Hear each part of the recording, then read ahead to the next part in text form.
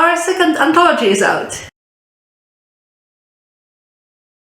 This time my writer group tackled cozy shop theme because quite a few of us really like it, but it's so hard to find one without a worldview that we disagree with. But since our writing styles vary and nobody exactly knows what cozy means, we decided not to rely on that word so much, and the blurb should give a more specific description of what to expect from the stories inside. Little Shops of Wonder.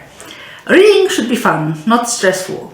Inside this anthology you'll find 8 stories of fantasy shops filled with warm feelings and happy endings. From potions to tea to bed and breakfast, each of those stories offer cozy tales of friendship, adventure, or romance. Perfect for a cold night by a warm fire, Little Shops of Wonders from Words Redeemed is perfect cozy anthology for a relaxing read.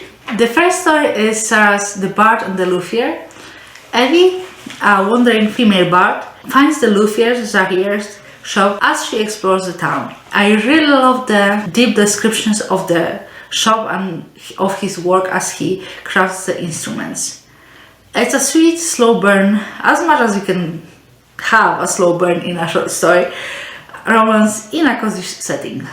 Next story, Shari's The Prince and the Potioneer, was so much fun. Prince Caleb married Riza, a pretty potioneer, while they were studying at a university.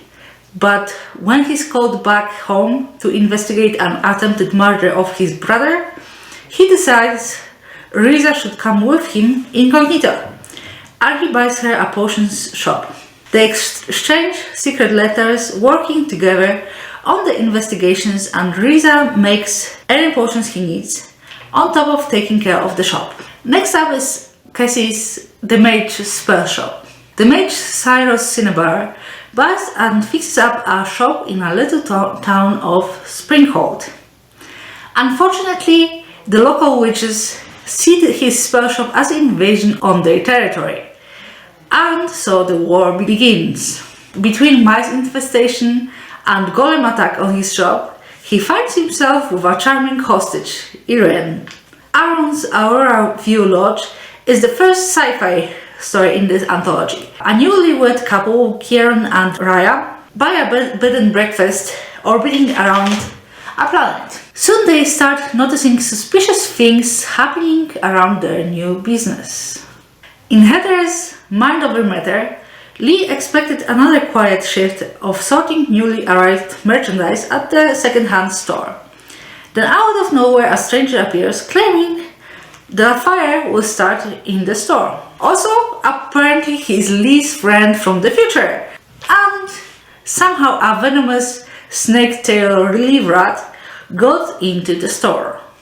In the next story, Alexandra's Tea and Disharmony, Ephraim discovers mysterious disease attacking plants in his family's greenhouse, and they're not the only ones affected in this solarpunk colony.